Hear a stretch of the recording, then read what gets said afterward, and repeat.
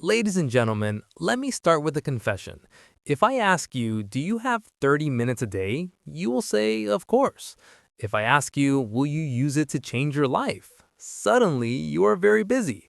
If Netflix asked you for 30 minutes, you'd say, of course. If Instagram asked you for 30 minutes, you wouldn't even notice it was gone. But if your future asked you for 30 minutes, you'd say, bro, I'm tired. That's not a time problem, that's a priority problem. You sit down just to relax. You open your phone. Suddenly, it's been 47 minutes. You're watching a video about a guy washing carpets in another country and you don't even know how you got there. But ask yourself to read 5 pages or learn one skill. Nah, tomorrow. Tomorrow is the most dangerous word in human history. Here's something funny. People say, I don't have 30 minutes, but somehow they know every detail of Cristiano Ronaldo's life. They know what Elon Musk tweeted. They know everything except what they want to do with their own life. I know a guy. His name is David. Average student, not the smart one in class. Teachers didn't hype him up. Friends didn't take him seriously. But David did something. Every night, after work, after dinner, after feeling tired, he gave himself 30 minutes. Not 3 hours, not motivation speeches, just 30 minutes learning one skill. People laughed at him at first. Later, they asked him for advice. That's how it always goes. Look at famous examples. Cristiano Ronaldo wasn't the most talented kid on the field, but while others left training, he stayed just a little longer. Kevin Hart didn't wake up funny and rich. He practiced jokes in empty rooms where people didn't laugh. Oprah Winfrey didn't build confidence overnight. She built it by showing up daily when life was uncomfortable. None of them changed their life in one day. They just didn't waste their days. Here's what I want you to do starting today. Nothing dramatic. Pick one thing, not 5, not a whole life plan. One thing, and give it 30 minutes a day. Learning, reading, practicing, improving. No phone next to you because your phone is not neutral. It's jealous of your future. If you can control 30 minutes, you start controlling yourself. If you control yourself, life gets scared of you. You don't need a new year. You don't need motivation.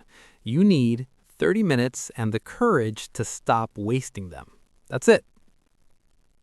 Let me tell you why most people fail even after they start. They don't quit because they're lazy. They quit because they choose the wrong 30 minutes. They sit down and say, okay, I'm going to change my life. Then they open YouTube, watch 5 different videos, take 0 action, and feel productive.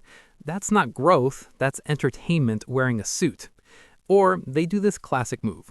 Day 1, 30 minutes. Day 2, 45 minutes. Day 3, 2 hours. Day 4, burnout. Day 5, I'll start again on Monday. Your life is not a gym membership. Stop restarting it. I know a girl named Sarah. She wanted to learn everything. Marketing, design, business, investing, public speaking, everything. After 3 weeks, she learned nothing.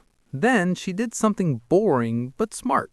She picked one skill and stuck to it for months. Same 30 minutes, same time, same focus. That's when things finally moved. Here's the rule most people ignore. Don't use your best energy to scroll and your worst energy to build your future. If you're sharp in the morning, protect 30 minutes there. If nights are your time, protect it at night. But don't give your future the leftovers and expect magic. Michael Jordan didn't practice everything. He practiced fundamentals, same shots, same moves, over and over. Warren Buffett didn't read randomly. He read daily, calmly, boringly, while others chased fast money. Taylor Swift didn't try to master music in a week. She wrote consistently even when nobody was listening. They didn't do more. They did less, but better. Here's a simple test. If after your 30 minutes you can't say, I improved this one thing, you did it wrong. And please, stop waiting for motivation. Motivation is like Wi-Fi. It disappears when you need it most. Discipline is offline. It works everywhere. And stop using your phone as a break. Your phone is not a break. It's a thief. You check one message and suddenly your 30 minutes is gone. If something can steal your future that easily, it doesn't deserve to be near you. Don't aim to change your life. Aim to not break the 30-minute promise you made to yourself, because once you keep that promise, everything else starts to listen. Part 3. Invisible progress. You know what's crazy about 30 minutes a day? Most people think it's too small to matter, but small things done daily are like invisible money in your life bank. You don't see it at first, but one day you check your balance and you're rich. I know a guy named Tom. He started reading 30 minutes a day. Nothing fancy, just self-improvement books. A year later, he was giving advice at work that no one else could. Nobody saw him reading on the bus or in the bathroom, but suddenly, people started asking, "Tom, how do you know all this?" That's the quiet power of small, consistent action. Ever notice how some people always seem confident, calm, and full of answers? It's not luck, it's invisible work. Maybe they spent 30 minutes learning a skill nobody saw. Maybe 30 minutes studying what others ignored. Take Dwayne "The Rock" Johnson. He wakes up early to train. Nobody applauds those dark mornings, but those invisible sessions turned him into one of the most successful stars on the planet. Or Elon Musk. He reads constantly. Not flashy, just learning. That tiny habit stacks. In ordinary life, 30 minutes counts. You journal, and a year later, you understand yourself.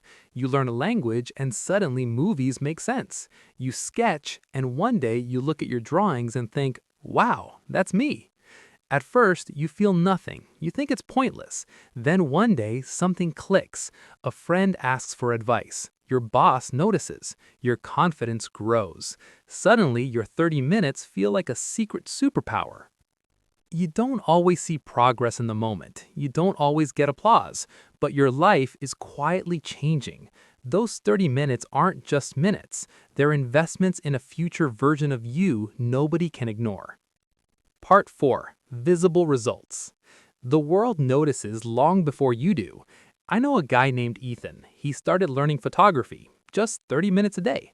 A year later, friends asked him to shoot events. 2 years later, businesses paid him for work he never imagined selling. Dwayne "The Rock" Johnson practices tiny repetitions daily. Nobody notices until game day. Bill Gates spent hours programming quietly. Decades later, Microsoft. Invisible work becomes visible impact. The world doesn't reward effort. It rewards results. And results come from invisible investments made daily. Do it long enough, and people will call you lucky. You'll know better. Imagine 3 years from now. People notice something different about you. Your confidence, your calm, your ability to solve problems. A girl named Maya practiced public speaking alone for 30 minutes a day. People teased her. Later, she led workshops. Her life changed because of a tiny habit done consistently. Most people wait for perfect conditions. Meanwhile, your future self is waiting inside those 30 minutes. Life doesn't reward big gestures. It rewards repeated small actions. So today, respect those 30 minutes like your life depends on it, because it does. Read, learn, create, move. Laugh at how small it feels, because years from now, the world will be too busy noticing your results. 30 minutes a day doesn't just change your skill. It changes your habits, your mindset, your confidence, your life. One day, people will call it luck. You'll know it was you all along. Now go make those 30 minutes yours. Thank you for listening. And don't forget, like and subscribe, my friends.